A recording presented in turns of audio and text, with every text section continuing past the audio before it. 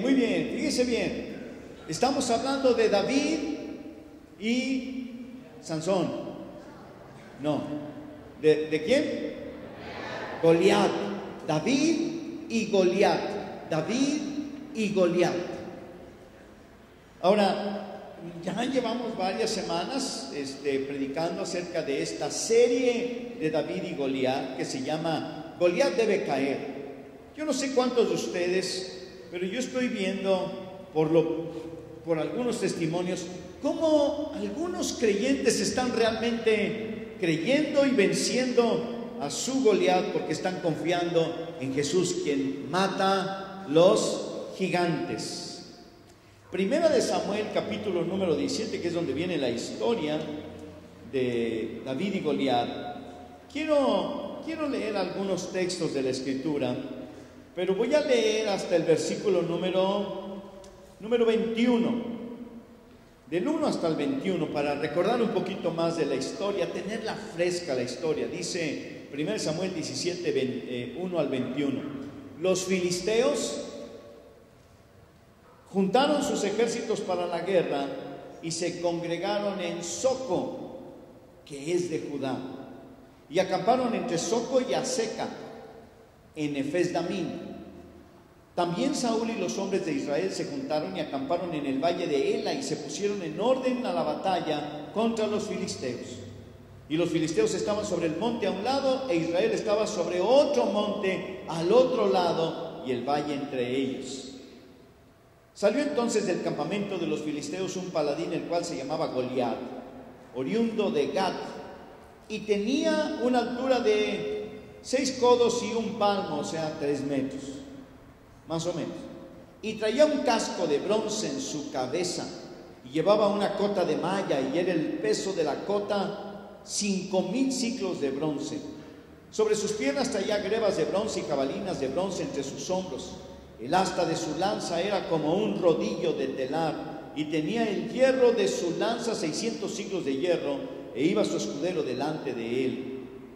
Y se paró y dio voces a los escuadrones de Israel, diciéndoles: ¿para qué os habéis puesto en orden de batalla? ¿No soy yo el filisteo y ustedes los siervos de Saúl? Escojan entre ustedes un hombre que venga contra mí. Si él pudiere pelear conmigo y me venciere, nosotros seremos sus siervos. Pero si yo pudiere más que él y le venciere, entonces ustedes serán nuestros siervos y nos servirán. Y añadió el filisteo: hoy yo he desafiado al campamento de Israel, denme un hombre que pelee conmigo. Oyendo Saúl el rey y todo Israel estas palabras del filisteo, se turbaron y tuvieron gran miedo. Y David era hijo de aquel hombre efrateo de Belén de Judá, cuyo nombre era Isaí, el cual tenía 8 hijos. Y en el tiempo de Saúl este hombre era viejo y de gran edad entre los hombres. Y los tres hijos mayores de Isaí habían ido para seguir a Saúl a la guerra. Y los nombres de los 3 hijos que habían ido a la guerra eran Eliab, el primogénito, el segundo Abinadab y el tercero Sama. Y David era el menor. Siguieron pues los 3 mayores a Saúl, pero David había ido y vuelto dejando a Saúl para apacentar las ovejas de su padre en Belén. Y venía pues aquel filisteo por la mañana y por la tarde, y así lo hizo durante 40 días. Y dijo Isaí a David su hijo: toma ahora para tus hermanos una efa, una ollita, de este grano tostado, y estos 10 panes, y llévalos pronto al campamento a tus hermanos. Y estos 10 quesos de leche los llevarás al jefe de los 1000. Y mira si tus hermanos están buenos, y toma prendas de ellos. Y Saúl y ellos y todos los de Israel estaban en el valle de Ela peleando contra los filisteos. Se levantó pues David de mañana y dejando las ovejas al cuidado de un guarda, se fue con su carga como Isaí le había mandado, y llegó al campamento cuando el ejército salía en orden de batalla y daba el grito de combate, y se pusieron en orden de batalla Israel y los filisteos, ejército frente a ejército. Aquí.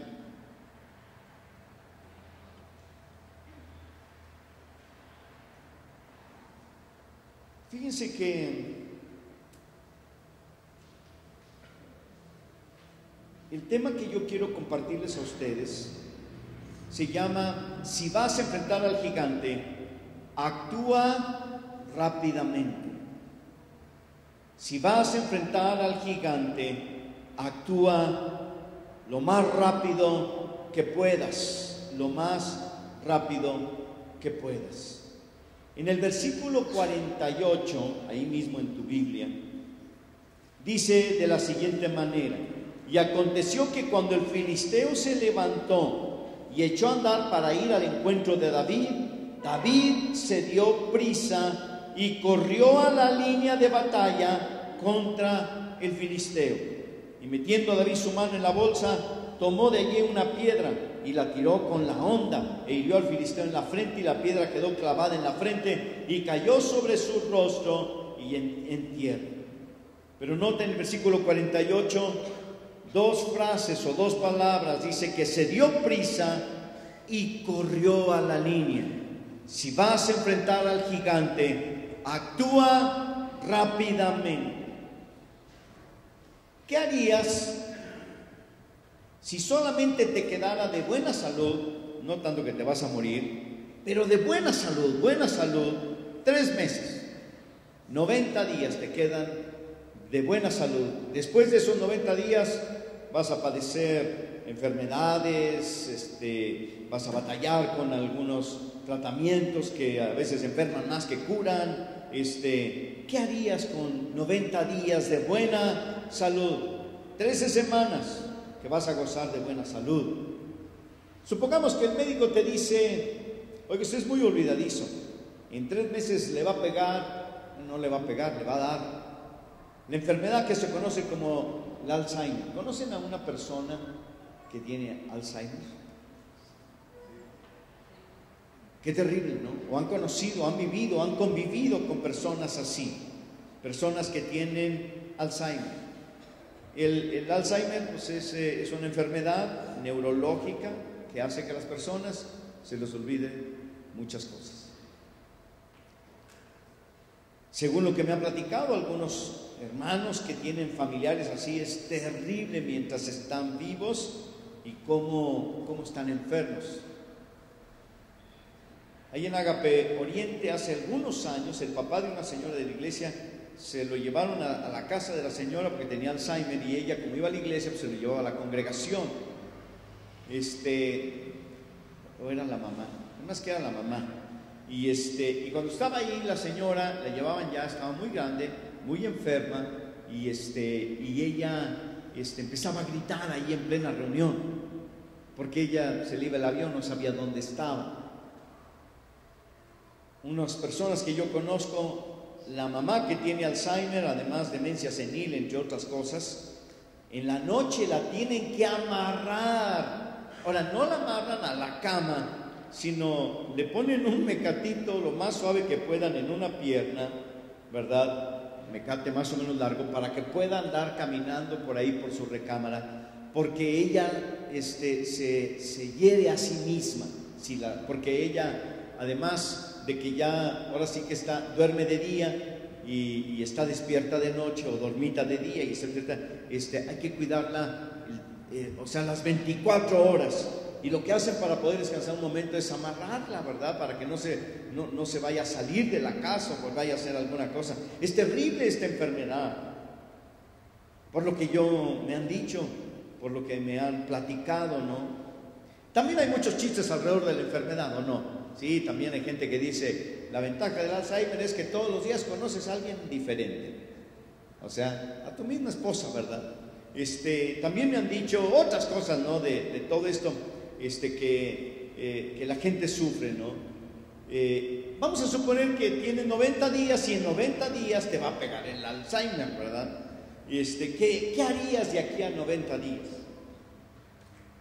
A lo mejor harías el viaje que siempre has querido. Total, se te va a olvidar. Te propondrías conocer a alguien en especial, no sé, alguna persona por ahí, ¿verdad? Alguien que tú admiras. Quizás te darías una vuelta por todos los lugares que tú has conocido para recordar los buenos momentos, ¿no? Visitarías a toda tu familia, te reconciliarías con algunos de ellos en caso necesario. Tienes 3 meses de buena salud. Quizás esperarías tranquilamente en casa, porque la Biblia dice que en reposo y en descanso estará nuestra fortaleza. Es la palabra rema del 2019. Entonces pues me quedo en la casa a esperar a que caiga la enfermedad. No sé, ¿qué harías? ¿Te dedicarías a buscar la cura de tu enfermedad? ¿Comerías más de lo que más te gusta? ¿Pasarías más tiempo y de calidad con tus seres queridos? ¿Qué harías si tuvieras esos 3 meses de buena salud? No digo que te vas a morir, de buena salud. Charlie, a quien conocí hace algunos años, le diagnosticaron el síndrome de inmunodeficiencia, el VIH o SIDA, como se conoce, que es SIDA, que a final de cuentas no es como una enfermedad, sino más bien mata tus defensas, ese síndrome, ese virus. Entonces tus enfermedades que te llegan no tienen defensa y entonces estás expuesto y te mueres de eso, por decirlo así. Charlie, en medio de su enfermedad, conoció a Jesucristo. Él se había contagiado de SIDA por el uso de jeringas, ¿verdad?, contaminadas, porque se drogaba. También su pareja, su mujer, ¿verdad?, también se enfermó. Y algunos de sus amigos empezaron a caer en esta misma enfermedad. El diagnóstico en esa época, ¿verdad?, que se contagiaban, era terrible, porque en aquella época, estamos hablando de más de 20 años, regularmente los enfermos del SIDA se morían en los siguientes 7 años. Ahora ya no, ahora duran mucho tiempo, muchos años. Pero en aquel tiempo era el promedio de los que más iban a vivir, 7 años. ¿Qué hizo Charlie y su mujer? No se fueron a su casa, ni pasaron más tiempo con su familia, ni se acomodaron a esperar una muerte lenta y segura, sino que se levantaron y comenzaron a dar testimonio de quien les había salvado, Jesucristo. Pues decidieron que su vida tan corta que les quedaba, ahora díganme, Charlie tendría unos 20, 21 años, no era pensar que tenía 40 años, pero les quedaba solamente un escaso 7 años y probablemente menos. Ellos decidieron que su corta vida debía valer la pena antes de partir de aquí, y se dedicaron de lleno a la proclamación del mensaje más importante que hombre y mujer alguno en esta tierra puede escuchar: el mensaje de salvación de Jesucristo, la historia de Dios, la historia de Jesucristo. Y sí, antes de 7 años ya habían muerto Charlie y su esposa, pero dejaron un legado en la gente que les rodeaba, dejaron a Jesucristo en sus corazones. Ellos fueron parte de un movimiento de iglesias y de centros de rehabilitación que todavía existe en España, llamado Casas Betel, que llegó a ser uno de los movimientos cristianos más grandes y más fuertes precisamente allí en España, estableciendo iglesias en todas partes y se han ido a casi todo el mundo, pero surgieron de Madrid. Decía el fundador, Elías Tepper, dice: la clave de nuestro éxito, además de la gracia de Dios, es que los primeros congregantes, integrantes de nuestra iglesia, les llaman ellos, eran toxicómanos, así les llaman allá. Acá les decimos motos, ¿verdad? Drogos. Allá son más diplomáticos, toxicómanos. Es que la mayoría eran enfermos de SIDA y que tenían fecha de caducidad, y se dedicaron a predicar el evangelio y a llevar la palabra sin temor en todas partes donde pudieran llegar. ¿Estás haciendo algo que haga que tu vida valga la pena?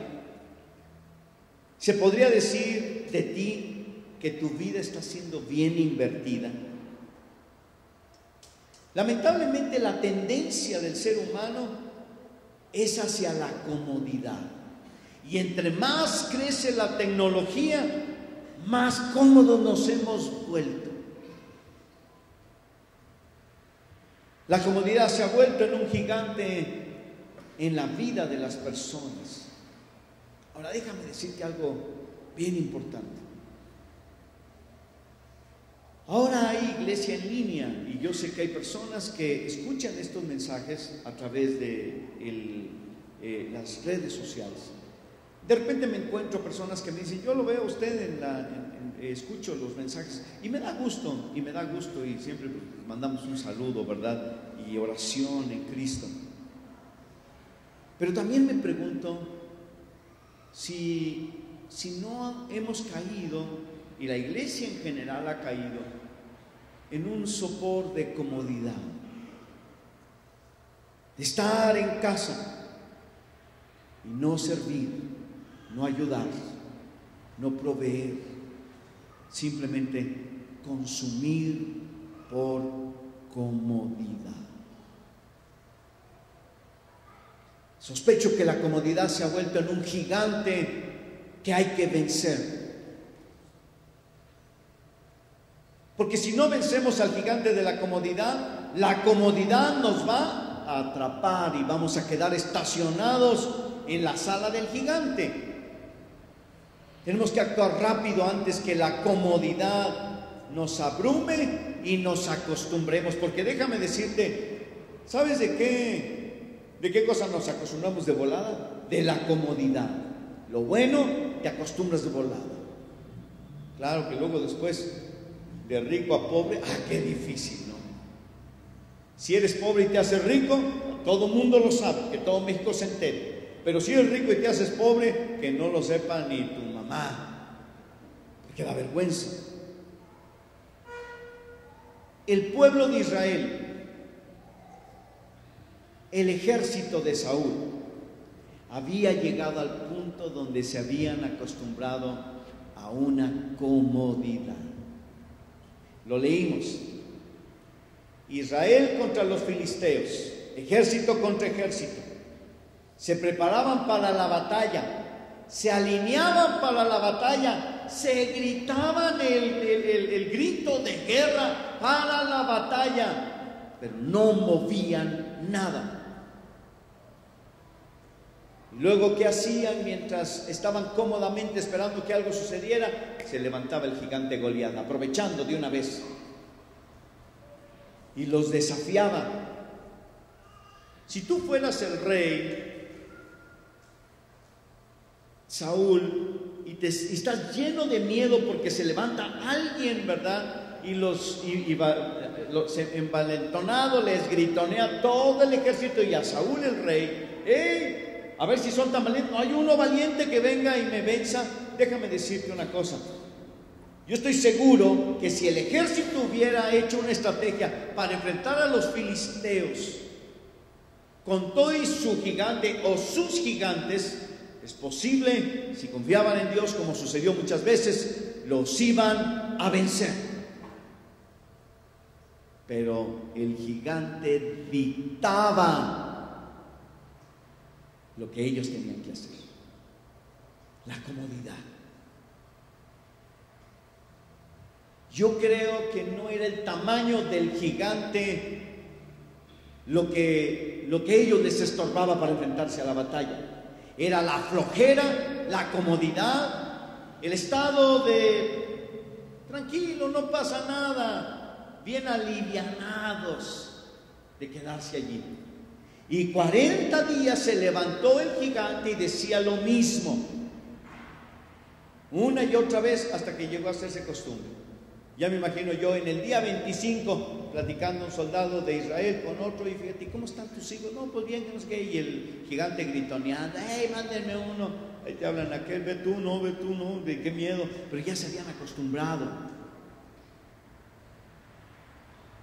Goliat los dominaba. Él dictaba lo que pasaba en sus vidas. Es más, Goliat, a final de cuentas, los mantenía bien cómodos.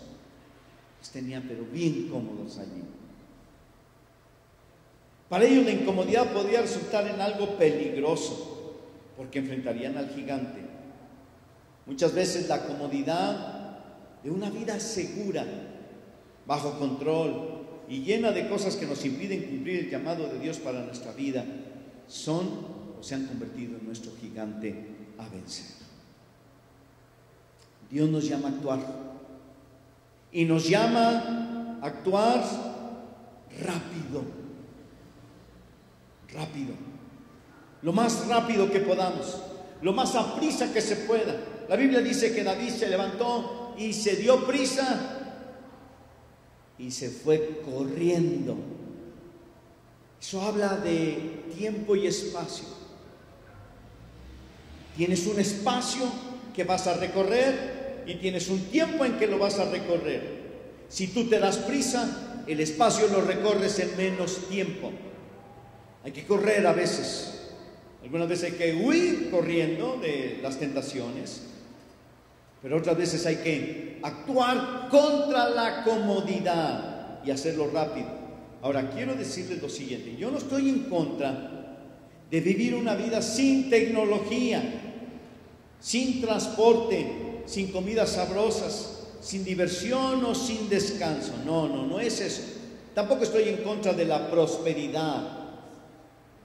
¿Cuál es el problema de la comodidad? El problema de la comodidad es que te estacionas en tu vida y dejas de crecer y dejas de servir al Señor. El sacrificio ya no es parte del vocabulario de muchos cristianos. El sacrificio ya no es parte de nuestro vocabulario. El esfuerzo y la abnegación ya no son parte de una filosofía moderna.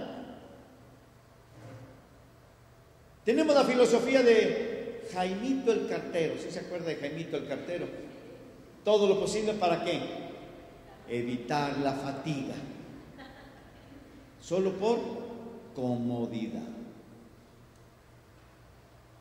A veces los padres cometemos el error de que nuestros hijos no les den ni el aire, porque como nosotros sufrimos, que ellos no sufran. No, sí, yo padecí. Y entonces les dan todo, todo. La gente trabaja por hambre en algunas zonas y prospera. Y cuando prospera, deciden que sus hijos, ¿verdad?, tengan todo. Y entonces los hijos crecen sin hambre. Y el que no tiene hambre, pues no trabaja, no prospera, no avanza.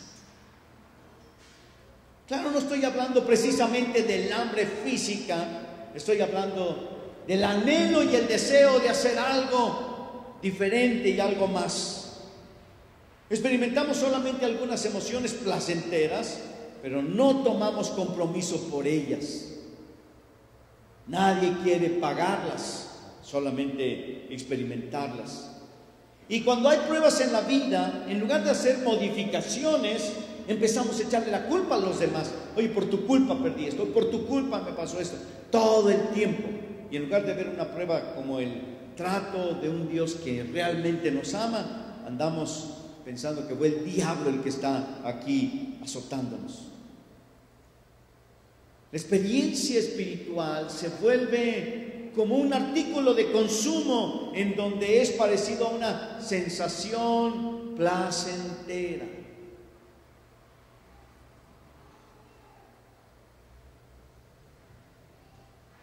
Y preguntamos: ¿cómo estuvo hoy? Y entonces decimos: estuvo bien suave, bien rico. Adoramos a Dios. Y eso es peligroso. Eso es bueno, pero a veces puede ser peligroso. Porque por un lado nos podemos volver adictos a la sensación placentera. Al hacernos adictos a la sensación placentera, no nos hacemos adictos a Jesucristo. Y hay una diferencia muy grande en tener una necesidad muy profunda de Dios a llegar a tener una necesidad muy profunda de la sensación que produce estar con Dios. Le preguntaba yo a José Antonio el Chino la semana pasada, le hicimos una entrevista ahí en Agape Norte, y yo le preguntaba: ¿qué ha sido lo más difícil de tu ministerio en la reserva indígena llamada Los Cabécares en Centroamérica. Y le pensó tantito y dijo: la soledad es terrible, es con lo que yo más he batallado. Está solo por allá, aunque hay gente ahí cerca, pero se siente solo. Y luego, ¿qué hace, chino? Le pido a Dios que me lo quite, quítame este sentimiento, es horrendo. Y luego, y no me lo quita. ¿No te lo quita? Y luego, lo dijo en otras palabras, pero yo se los digo así: a pechugo, ni modo. Yo estoy aquí por él, no para sentirme bien, ni acompañado, ni placenteramente a gusto aquí. Estoy aquí para servirle y me aguanto, porque le amo. No, pues, yo pensé que él iba a chillar y el que chilló fui yo, ¿verdad? O sea, ya quería yo llorar, ¿verdad? Necesitamos tener mucho cuidado con la comodidad. La iglesia se acomoda, los cristianos nos acomodamos. Ahora yo sí soy de la idea de que si Dios nos bendice, ¿por qué no tener un buen lugar? Y alguno, pues estas sillas como que cobran, pastor, ¿verdad? Si así te me duermes, imagínate, ¿verdad? Acolchonados, ¿verdad? Y sí, pues si tenemos el recurso para poner un aire acondicionado, para alguna calefacción o lo que sea, bueno, está bien, Dios nos bendice de todos modos. El peligro es hacerse aficionados a eso y no ser adictos a Jesucristo. Que amemos con todo nuestro corazón a Jesús. La vida cristiana tiene que ver con sacrificio. Aun cuando damos a Dios, aun cuando ofrendamos o damos nuestros diezmos o pagamos nuestra promesa de fe para misiones, la que nosotros mismos hicimos, tiene que dejar de ser un momento placentero cuando hicimos la promesa, a incluso hacerlo con sacrificio. Ahora, yo no les estoy pidiendo dinero ni les estoy diciendo, no, estoy diciendo nada más que la Biblia habla acerca del sacrificio como nosotros hablamos de los celulares.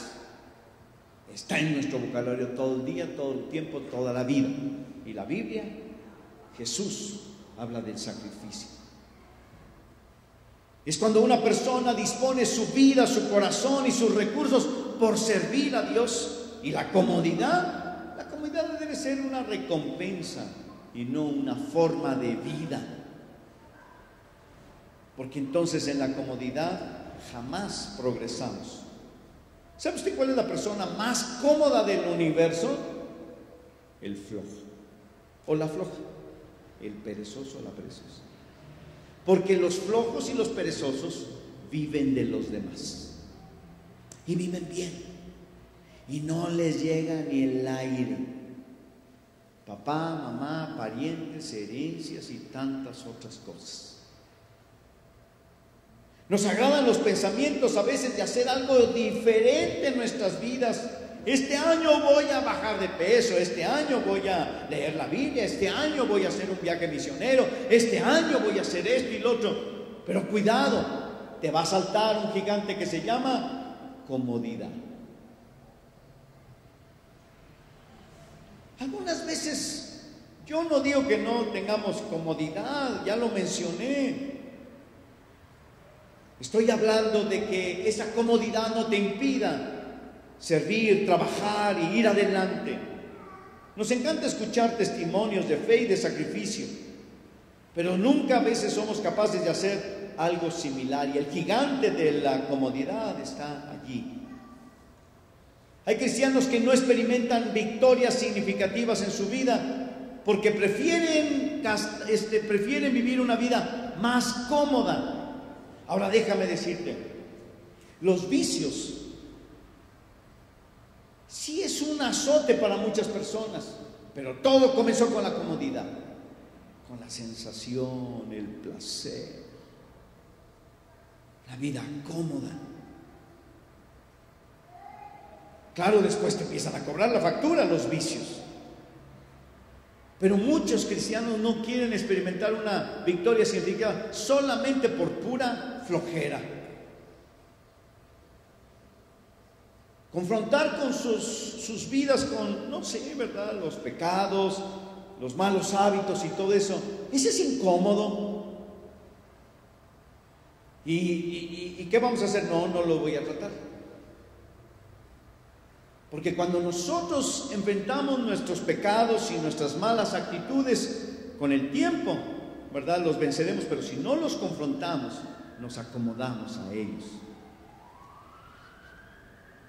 Dios quiere nuestra prosperidad, de veras, Dios quiere nuestra prosperidad. La Biblia lo dice en el Antiguo Testamento, lo dice en el Nuevo Testamento. No creo que sea lo único que Dios quiere, pero es más, no es lo único que Dios quiere para nosotros, quiere muchas otras cosas. Y como consecuencia de unas llega la prosperidad y la bendición. Pero no es para quedarnos inactivos y estacionados. Fíjate lo que dice la palabra de Dios en una parábola. Escucha. Luego miró Jesús a los que estaban allí y les dijo: no vivan siempre con el deseo de tener más y más. No por ser dueños de muchas cosas se vive una vida larga y feliz. Y enseguida Jesús les puso este ejemplo. Las tierras de un hombre muy rico habían dado una gran cosecha. Y era tanto lo que habían recogido que el rico no sabía dónde guardar los granos. Pero después de pensarlo dijo: ya sé lo que haré. Destruiré mis viejos graneros y mandaré construir unos graneros mucho más grandes. Allí guardaré todo lo que he cosechado y todo lo que tengo. Y luego me diré a mí mismo: ya tienes suficiente para vivir muchos años. Come, bebe, diviértete y disfruta de la vida lo más que puedas. Pero Dios le dijo: qué tonto eres. Esta misma noche vas a morir y otros disfrutarán de todo lo que tú hayas guardado. La parábola del rico necio, del rico tonto. Lecciones de valor permanente. Quiero dejarles algunas lecciones. La primera de ellas: la vida realmente es muy corta y solamente tenemos una sola vida. No la desperdicies. No la desperdicies. Segundo, aprovecha todas las oportunidades que tengas para glorificar a Dios. Aprovecha todas las oportunidades que tengas para glorificar a Dios donde te encuentres. Cada día, cada momento, aprovecha esa oportunidad para que Dios sea glorificado. ¿Quién fue el que se llevó el trofeo victorioso de ganador en esta batalla de los filisteos contra los israelitas, o el ejército de Israel contra el ejército de los filisteos? Dios.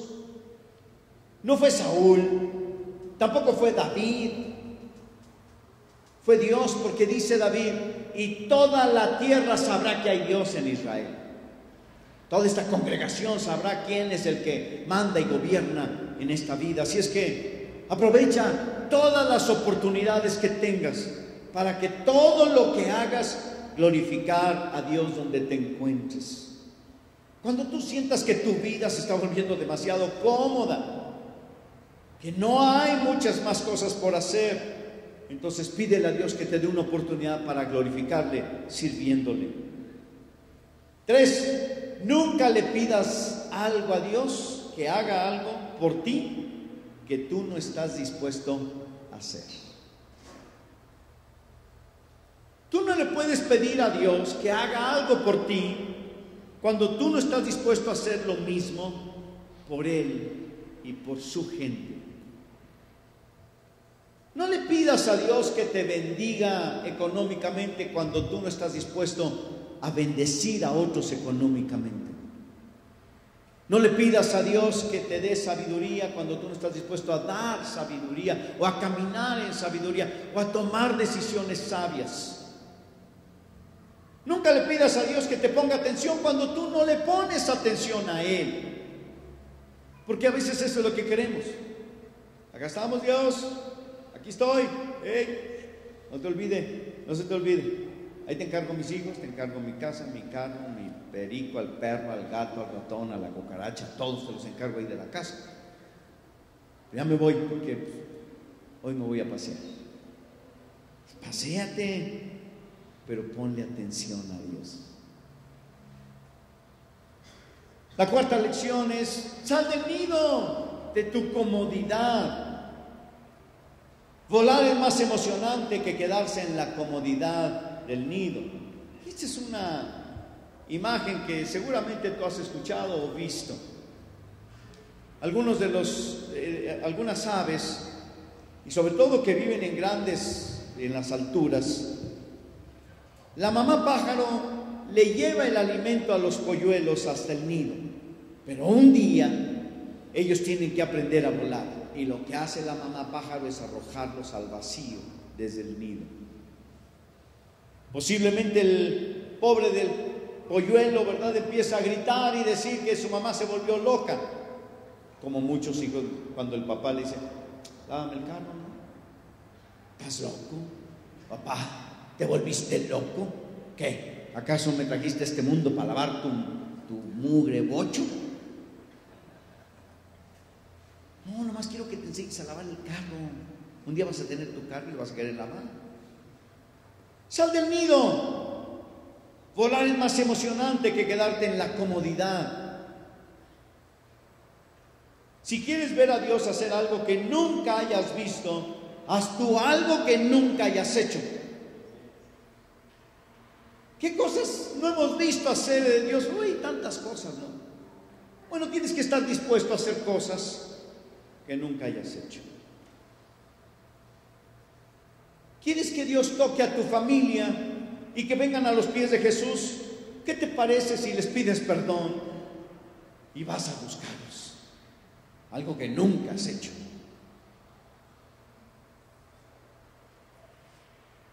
Si no matamos, número 6, si no matamos al gigante de la comodidad terminará por matarnos. La comodidad, número 7, puede robarte la bendición de tener una victoria significativa y aún la salvación eterna. ¿Saben qué hay personas que no le entregan su vida a Cristo porque les da flojera? Ay, qué flojera. Me entrego mi vida a Cristo, tengo que ser como los cristianos. Y tengo que caminar con Dios y tengo que servir y tengo que hacer su voluntad. Ay, qué flojera. Hasta usamos así la ay, qué flojera. ¿Ves?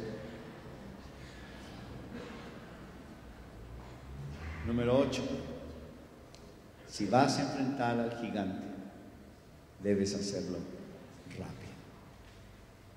Porque la comodidad está agazapada esperando para atraparte.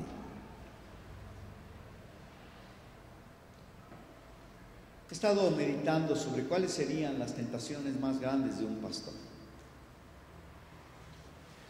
¿Usted es pastor? ¿Usted debe saber, pastor? Bueno, yo me he dado cuenta que hay tentaciones más sutiles que las que la gente piensa que puede haber.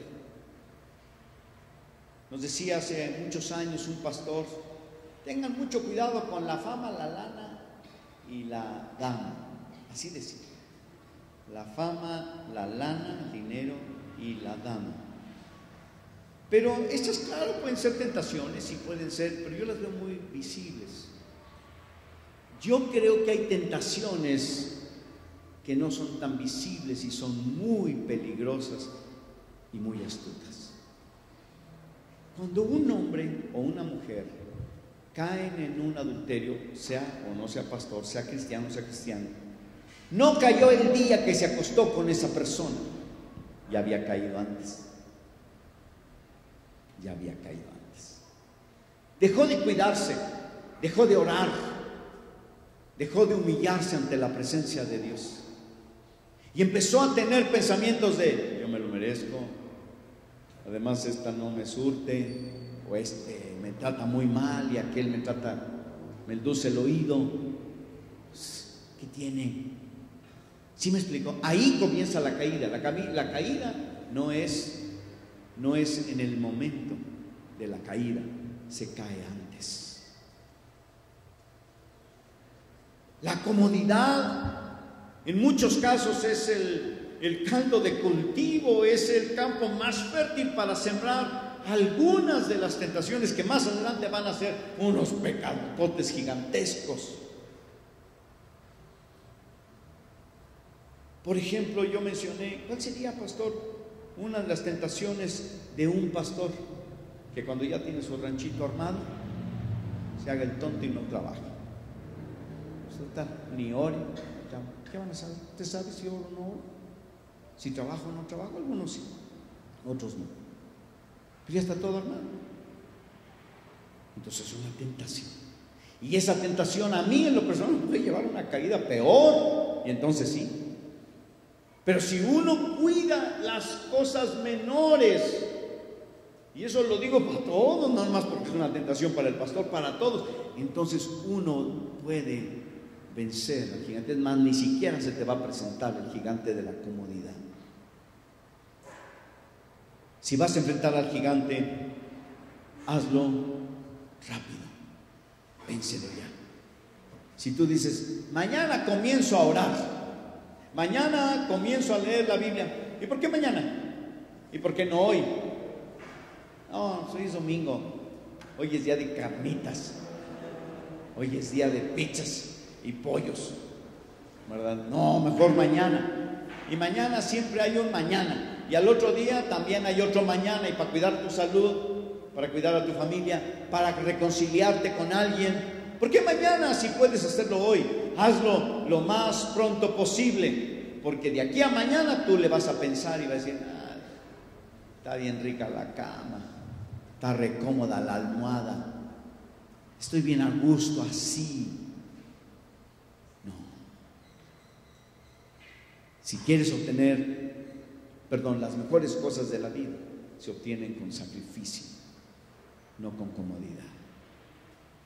Así como estás sentado cómodamente, cierra tus ojos, por favor.